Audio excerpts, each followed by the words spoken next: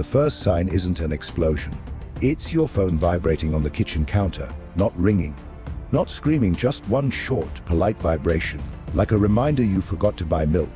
You look at it anyway, because something about the silence feels wrong. The notification doesn't load at first. Your Wi-Fi drops, then comes back, then drops again. Outside, a car alarm starts wailing and doesn't stop. Somewhere far off, a dog is barking like it's seen something it can't explain. The message finally appears. Emergency broadcast. This is not a drill. Before you can read the rest, the power flickers. Micro pause. Your brain tells you it's probably nothing. Power goes out all the time. Messages glitch. Governments overreact. Then every phone in your apartment building vibrates at once. Not loud, not dramatic, just synchronized. That's when you realize this message wasn't meant for you alone. It was meant for everyone. The broadcast voice starts calm. Too calm. The kind of calm people use when they're about to say something irreversible. In the event of a strategic launch, you stop breathing halfway through the sentence, because that word doesn't belong in normal life. Strategic launch. Your neighbor upstairs drops something heavy. Glass shatters. Someone screams a name you don't recognize. The voice keeps talking, but you're no longer hearing words, just tone. Then the sentence lands. Impact windows may be shorter than anticipated. Impact. You look at the clock. 8:17 a.m. People are supposed to be at work right now. Kids in school. Coffee machines still warm. The world isn't dressed for the end yet.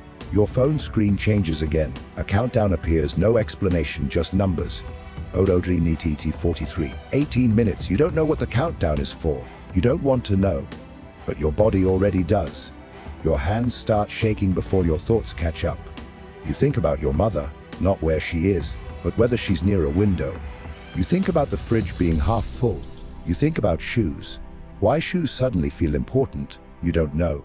Outside, traffic noise explodes all at once. Not movement, chaos, car doors slamming, horns screaming, tires burning rubber in both directions. Someone in the hallway is crying into their phone. Someone else is laughing. Not hysterical laughter, disbelief laughter. The kind that says, this can't be real, so I'm not accepting it. Your TV turns on by itself, every channel. Same image, a blank map, no labels, no flags, just glowing points slowly appearing across it, one by one, then faster. The anchor isn't visible, only a voice. We are confirming multiple simultaneous launches. You shut the TV off, not because you don't want to know, because knowing feels like agreeing. You open your front door. The hallway smells like burned toast and panic. A man you've never spoken to is running barefoot toward the stairs, holding a laptop like it's a child. A woman is dragging a suitcase that keeps tipping over, spilling clothes behind her. She doesn't stop to pick them up. Someone asks. No one answers. Your phone vibrates again. The countdown updates. Onos Intuados 09. 12 minutes. You realize something terrifying. No one is telling you where to go. No bunkers. No instructions. No plan. Just time bleeding out in front of you. You remember every movie that lied to you, that showed people screaming as the sky burned. This is quieter. This is people checking bank balances. People texting apologies they don't explain. People standing frozen in doorways, unable to decide if they should stay or run. A message comes through from someone you haven't talked to in years. Are you seeing this? You start typing a reply. Then you stop, because you don't know what to say when the world is ending normally. No fire yet. No sirens close enough to matter. Just a ticking clock and a city full of people realizing, all at once, that history doesn't feel historical when you're inside it. The countdown hits 100, 10 minutes, and somewhere far beyond the horizon, something has already left the ground. You just don't know if it's coming for you. The first thing people try to save is data, not food, not water, data. Cloud servers spike as if the internet itself senses fear. Millions of photos upload at once, birthdays, blurry sunsets, pets sleeping in impossible positions, proof that something existed before this moment. Your phone buzzes again. Orujo 841, 8 minutes. In the stairwell, someone yells that the elevators are disabled. Another voice argues that basements are safer. A third voice claims that getting underground is useless now. No one knows who's right. Everyone sounds convincing. The sky looks offensively normal, blue, clean. A few clouds drifting like they didn't get the memo. That's what breaks people. If the sky were burning, panic would make sense. But this This feels like the universe gaslighting you. Across the street, a grocery store has gone silent. No carts, no music, just a cashier standing still, hands hovering over a register that no longer matters. A man is loading bottled water into a backpack, one bottle at a time, moving with ritual precision. He looks calm, too calm, like he's following instructions no one else heard. You check your phone again. No new information, just the countdown. 07:12. 7 minutes. Social media turns surreal. Not screaming, not riots. Confession have said sorry. I wasted so much time. I never learned how to swim. Some posts are jokes, dark, desperate jokes. Some are prayers typed by people who never prayed before. Then the videos start. Live streams from living rooms, from school buses pulled over on highways, from a wedding frozen mid-ceremony, the bride still holding flowers, mascara already running. People want witnesses, not to survive to be seen. Sirens finally reach you, not one. Hundreds, layered, overlapping, colliding into a sound your body recognizes before your brain does. Threat. A man in a suit is standing in the middle of the road, staring straight up. You follow his gaze. Nothing. Do you think we'll hear it? He asks like he's asking about thunder. You don't answer. Your phone vibrates again. 0:50. 5 minutes. This is where denial collapses. Cars clog every exit. People abandon them where they stall, doors open, engines still running. A bus driver unlocks the doors and tells everyone to get off, not because it's protocol, but because waiting feels worse than moving. A mother kneels on the sidewalk, tying her child's shoes with shaking hands. The child asks if they're late for school. No, she says too quickly. Just be ready to run. Run where? No one says it out loud. A low rumble passes through the ground. Not an explosion, something deeper, like the planet shifting its weight. Phones light up again, this time with location pings failing one by one. Maps glitch, GPS drifts. Time itself feels unstable. You realize something else. No one is calling leaders anymore. No speeches, no reassurances. This moment doesn't belong to governments. It belongs to kitchens, stairwells, sidewalks, to people holding each other for the first time in years. A stranger grabs your arm. Hey, he says, eyes wide. If it happens, do you think it's instant? You don't know which answer is candor. Your phone shows Elden U3:18. 3 minutes. Some people finally pray, others curse the sky. A few just sit down, backs against walls, choosing stillness. You hear a sound that doesn't belong. Not a siren, not traffic. A distant rising whine, thin, mechanical, relentless. It could be anything, a jet, a malfunction. Your imagination. But the crowd hears it too.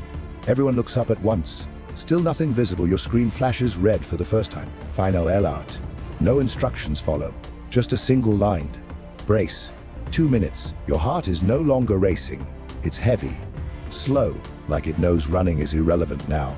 You think of one small, stupid detail, that you never watered the plant by the window. The whine grows louder, then abruptly stops. Silence crashes down harder than any sound. Your phone reads orders in a 100. 1 minute, and somewhere beyond the curve of the earth, the world is already changing direction. The final minute doesn't feel fast. It stretches. Every second drags like it's resisting its own existence. Salusi 158. People stop talking. Not because they're calm, because language feels unnecessary now. A man drops to his knees in the middle of the street and presses his forehead to the asphalt. Someone else takes off their jacket and gently wraps it around a stranger's shoulders, like muscle memory from a world that still made sense. Your phone buzzes again. The countdown freezes. 0:42. It doesn't move. Panic spikes sharper than before. Did it glitch? Did it already happen? Did someone stop it? No one celebrates. Hope feels dangerous now. The sky changes, not color, not brightness, pressure. Your ears pop. A sensation like standing too close to massive speakers before the music hits. Birds erupt from rooftops all at once, scattering in every direction, as if fleeing something only they can see. Someone whispers there. You follow the pointing finger. At first, it looks like a star appearing where no star should be. A white dot, painfully clean against the blue. It grows, not bigger, closer. Your brain refuses the scale. That's when the heat arrives. Not burning anticipation, like opening an oven before the blast of air hits your face. Windows begin to vibrate, not shatter.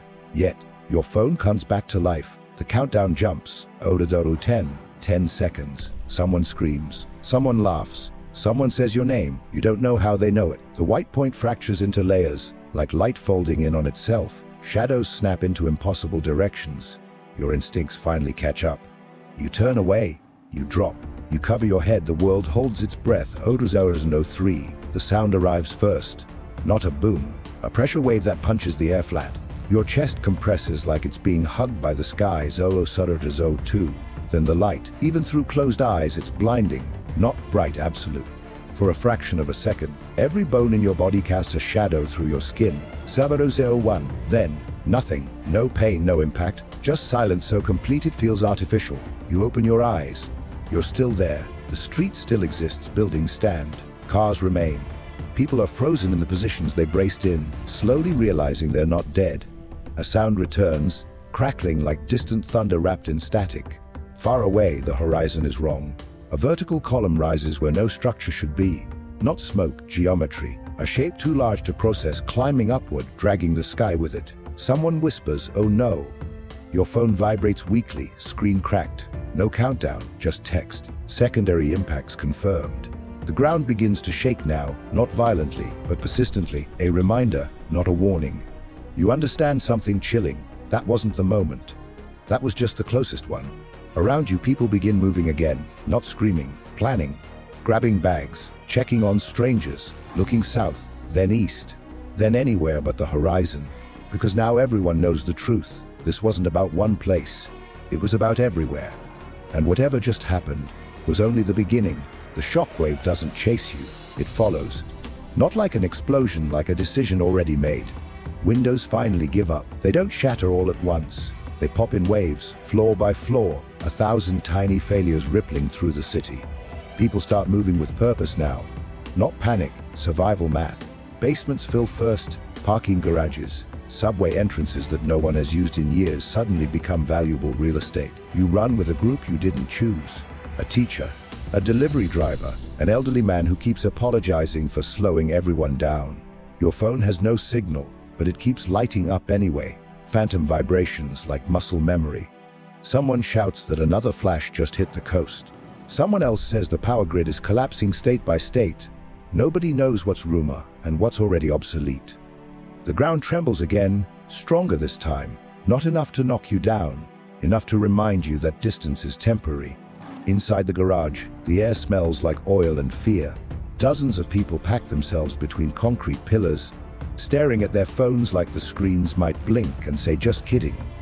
A woman starts counting people out loud. Everyone lets her continue. 30, 130, 230. The lights go out mid-number. Total darkness. Then emergency lights flicker on red, weak, insufficient. Somewhere above you, another pressure wave rolls through. You feel it in your teeth. This time the sound comes later, much later. A long, low roar that doesn't fade. It stays. Someone whispers what no one wants to hear. That's not from here. The realization spreads fast. If the impacts were nearby, this garage wouldn't still exist. This shaking isn't local, it's global. Your phone finally connects briefly. Messages flood in out of order. A voice note from your mother sent 12 minutes ago. A text from a friend that just says, "I'm underground." An emergency update clipped mid-sentence. Then one message pins itself to the top of your screen. Atmospheric ignition risk increasing. No explanation. You don't ask, because the teacher next to you is quietly explaining to a child why the sky might look different soon. And that sentence should not exist. Another tremor, stronger. Concrete dust rains down like gray snow. People scream now, not at the shaking, but at the ceiling. You hear something new, wind. But there is no wind underground. The garage doors at the far end begin to bow inward. Not fast, relentlessly. Like something outside is pulling the air away. Your ears scream in protest. Pressure drops. Breathing feels wrong. Someone yells to get lower. Someone else yells that it won't help. Then, suddenly, it stops. The doors relax. The wind dies. A few people start crying in relief. That's when the phones light up again. Not alerts, live streams. Cities you recognize or think you do, under skies you don't. The clouds aren't moving normally. They're spiraling, stacking. One video shows daylight turning copper, orange in seconds.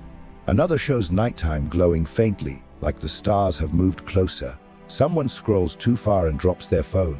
The screen is still visible on the floor. A thermal map, red everywhere. The elderly man sits down hard. "They hit the upper air," he says quietly. "Didn't they?" No one contradicts him.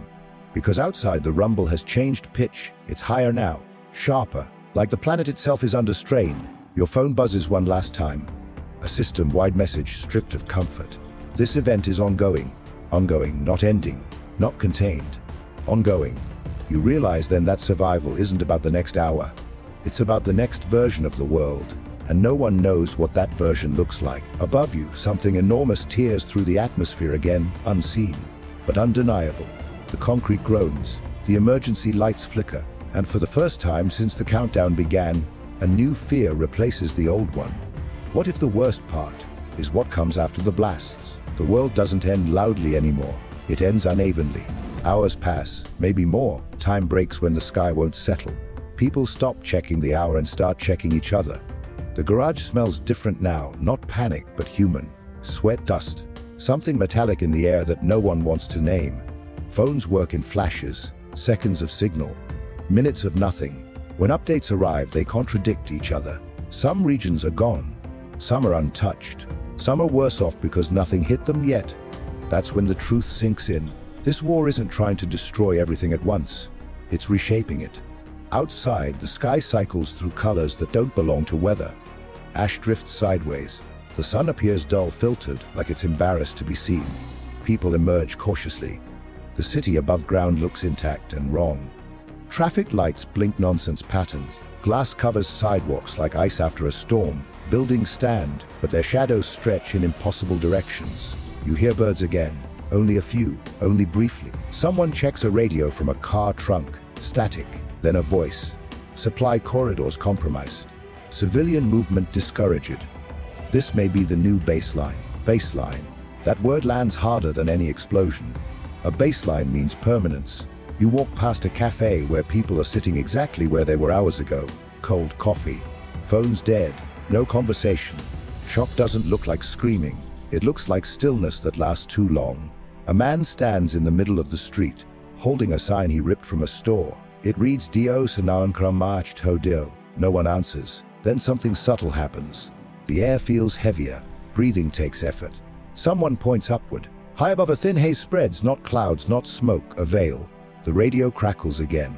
Upper atmosphere alterations confirmed. Sunlight levels expected to drop. Agriculture impact severe. Food, that's when panic returns, colder this time. Not screaming panic, inventory panic. People start counting cans. Pharmacies are stripped in minutes. Water becomes currency by sunset. And still no speeches, no reassurance. Just fragmented instructions that feel outdated the moment they arrive. That night the stars don't look right. Too dim, too scattered. Children ask why the moon looks bruised. No one has an answer that won't scare them. By morning, the temperature drops sharply. Not seasonal, artificial. Plants wilt in hours. Animals behave erratically, as if navigation itself has failed. You realize the nukes weren't aimed at cities. They were aimed at systems. Food, time. A woman you shared the garage with sits beside you on the curb. She hasn't cried yet. I thought surviving would feel like winning, she says. You understand what she means. Survival now comes with homework. Learn which days are safe to go outside. Learn which food won't grow anymore.